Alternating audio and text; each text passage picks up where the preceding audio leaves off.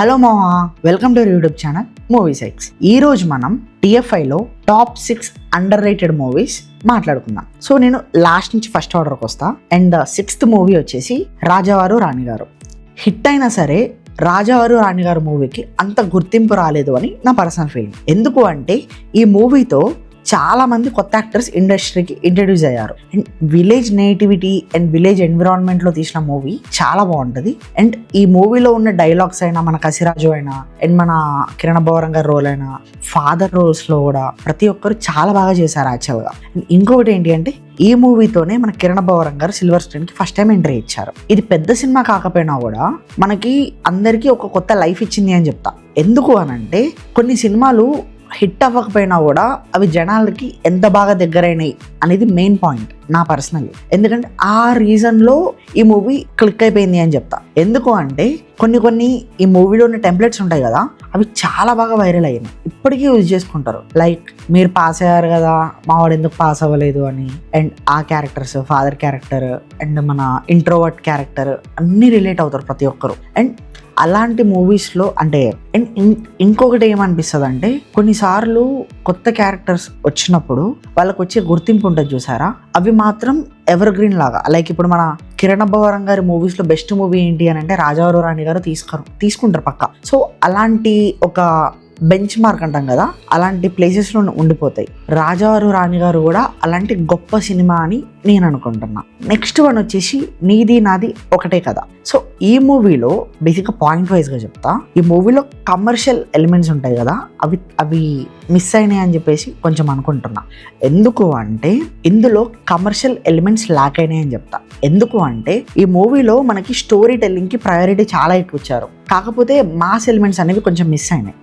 అప్పట్లో mass ఎలిమెంట్స్కి craze వేరేలాగా ఉంటుండే. అండ్ ఇంకొక విషయం ఏంటి అని అంటే మనకి ఈ మూవీలో యాక్ట్ చేసిన శ్రీ విష్ణు గారు ఉన్నారు కదా, అప్పటికి అంటే శ్రీ విష్ణు గారు ఇప్పుడు చాలా పెద్ద హీరో నోటబుల్ యాక్టర్, కానీ అప్పుడు అంత పెద్ద హీరో కాదు.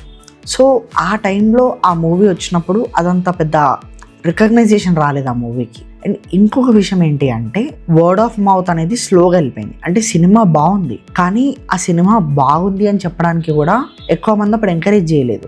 ఓటీటీకి వచ్చిన తర్వాత మెల్లిగా ఈ స్టోరీకి ఉన్న క్యాలిబర్ అంటాం కదా, వర్త్. సో ఆ స్టోరీకి ఉన్న వర్త్ అలా మెల్లిమెల్లిగా స్ప్రెడ్ అవ్వడం స్టార్ట్ అయింది.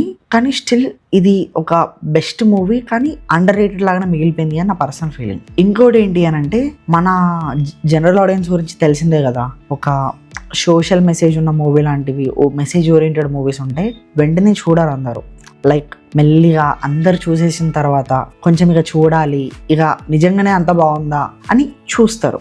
ఇంకా ఫైనల్గా ఈ మూవీ గురించి నేనేం చెప్తా అంటే నీది నాది ఒకటే కథ అనే మూవీ ప్రతి ఒక్క పర్సన్ తను పర్సనలీ ఫీల్ అయ్యి ఒక రియలిస్టిక్ స్టోరీ టెల్లింగ్కి దగ్గరలో ఉండే ఒక స్ట్రాంగ్ సోషల్ మెసేజ్ ఉన్న మూవీ. కానీ ఇది థియేటర్లో రిలీజ్ అయినప్పుడు అంత రికగ్నైజేషన్ రాకుండా ఓటీటీకి వచ్చిన తర్వాత కొంచెం రికగ్నైజేషన్ వచ్చింది. కాబట్టి నా దృష్టిలో it's an under rated movie అని చెప్తాను నేను. ఇంకోటి ఏంటి అని అంటే ఇది రిలీజ్ అయిన తర్వాత 1 week గ్యాప్లోనే రంగస్థలం మూవీ రిలీజ్ అయింది. సో రంగస్థలం రంగస్థలం ఎంత పెద్ద హిట్ అయిందో అందరికీ తెలుసు. సో అంత పెద్ద హిట్ మూవీ దగ్గర ఇంత మంచి మూవీ కూడా ఎవరికి కనిపించదు ఆ టైంలో. సో అందుకే ఇది ఇంకొక రీజన్ అవ్వచ్చు మోస్ట్లీ అది అండర్ రేటెడ్ అవ్వడానికి. అండ్ నెక్స్ట్ వన్ వచ్చేసి అంతకు ముందు ఆ తర్వాత ఈ సినిమాని మోహన్ కృష్ణ ఇంద్రకంటి గారు డైరెక్ట్ చేశారు. ఈ సినిమా అప్పట్లో పాజిటివ్ టాక్ వచ్చినా కూడా కొంచెం స్లోగా స్ప్రెడ్ అయింది వర్డ్ ఆఫ్ మౌత్ అనేది. అండ్ ఇంకొక విషయం ఏంటి అని అంటే అప్పట్లో లివ్ ఇన్ రిలేషన్షిప్స్ని యాక్సెప్ట్ చేసే మెంటాలిటీ ఇంకెవరికి రాలేదు అప్పట్లో. సో అందుకే ఈ మూవీని చాలా మంది అవాయిడ్ చేశారు అని అనిపించింది నాకు. కానీ ఈ మూవీ అనేది చాలా బాగుంటుంది, మంచి movie. And it's an under rated అని నా personal feeling. And next one వచ్చేసి మళ్ళీ రావా. ఈ మూవీలో సాంగ్స్ అయితే నాకు చాలా పర్సనల్ ఫేవరెట్, ముందే చెప్తున్నా. And A column song and మన సుమంత్ గారి యాక్టింగ్ చాలా బాగుంటుంది మూవీలో. ఈ మూవీ మనకు నాన్ లీనియర్ స్టోరీ టెల్లింగ్లో రన్ అవుతూ ఉంటుంది. అంటే 3 డిఫరెంట్ టైమ్ లైన్స్లో ఈ స్టోరీ రన్ అవుతుంది. ఒకటి 1999, ఇంకొకటి 2012 అండ్ ఇంకోటి 2017. ఈ మూవీని డైరెక్ట్ చేసింది ఎవరు అని అంటే మన జెర్సీ ఫిలిం తీశారు కదా గౌతమ్ గారు, ఇది తన ఫస్ట్ ఫిలిం అన్నమాట. సినిమా రిలీజ్ అయ్యాక వచ్చే రీచ్ కంటే జెర్సీ సినిమా రిలీజ్ అయిన తర్వాత హిట్ అవుతుంది కదా, హిట్ అయిన తర్వాత ఈ డైరెక్టర్ యొక్క ఫస్ట్ ఫిలిం ఏంటి అని చెప్పి ఈ మల్లిరావ మూవీని వెతికి మరీ చూసారు. And it's an classic under rated film అని చెప్పేసి నా పర్సనల్ ఒపీనియన్. మీరు ఇంకా చూడకపోతే చూడండి, చాలా బాగుంటుంది. అండ్ నెక్స్ట్ వన్ వచ్చేసి పేపర్ బాయ్. ఈ మూవీ మనకు 2018లో రిలీజ్ అయింది అండ్ మనకి సంపత్ నంది గారు ప్రొడ్యూస్ చేశారు. ఈ మూవీ స్టోరీ ఎలా ఉంటుంది అని అంటే, ఒక poor bye rich girl, like ఇది ఎప్పటి నుంచో చిన్న చిన్న కాన్సెప్ట్సే, కాకపోతే ఎలా ఉంటుంది అంటే ఒక పేపర్ బాయ్ ఒక రిచ్ అమ్మాయిని లవ్ చేస్తాడు, ఎలా ఉంటుంది అనేది మనకి స్టోరీ ఉంటుంది. అండ్ ఇందులో సాంగ్స్ భీమ్ సిసిరోలియో గారు, ఇప్పుడంటే భీమ్ సిసిరోలియో గారికి ఒక ప్రాపర్ పేరు, ఐ మీన్ ఒక పెద్ద ఐడెంటిటీ ఉంది, కానీ భీమ్ సిసిరోలియో గారు అప్పట్లోనే చాట్ బషర్స్ ఇచ్చారని చెప్తాను నేను. ఈ మూవీలో సాంగ్స్ కూడా లైక్ బొంబాయి పోతావా రాజా, చిన్నకాయ కురిసింది ఫేవరెట్. ఈ 2 సాంగ్స్ ఇప్పటికీ వినొచ్చు తెలుసా, లోపల అంత బాగుంటాయి. ఈ మూవీలో 2 సాంగ్స్ అనే కాదు, మనకి బ్యాక్గ్రౌండ్ స్కోర్ అయినా సరే, మ్యూజిక్ అయినా కూడా, ఎమోషన్స్ అయినా ప్రతి ఒక్కటి చాలా బాగుంటుంది. ఈ మూవీ స్టోరీ అయినా కూడా ప్రతి ఒక్క మిడిల్ క్లాస్ పర్సన్ రిలేట్ అవుతాడు తెలుసా, అంత బాగుంటుంది ఈ మూవీ.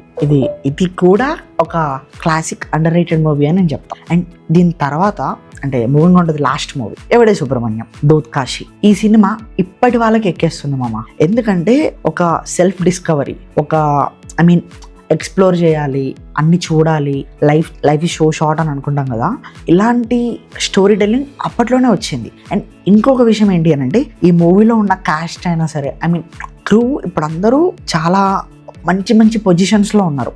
లైక్ నాగశ్వన్ గారు, విజయ్ దేవరకొండ గారు, నాని గారు, ఆ తర్వాత వైజయంతి మూవీస్, వీళ్ళందరూ అప్పట్లో, ఐ మీన్ ఈ మూవీ ఇప్పటిది కాదు కదా, ఇట్ లాంగ్ బ్యాక్, కాకపోతే ఆ సినిమా కాస్ట్ వాళ్ళు అప్పట్లోనే ఇంత మంచి సినిమా తీశారు. నాగశ్వన్ గారు అప్పట్లోనే ఒక స్ట్రాంగ్ స్టోరీ టెల్లింగ్ లాగా రాసుకొని ఇప్పటికీ రిపీట్లో చూసేలా రాశారు, ఐ మీన్ తీశారు. సో చాలా బాగుంటుంది ఈ మూవీ.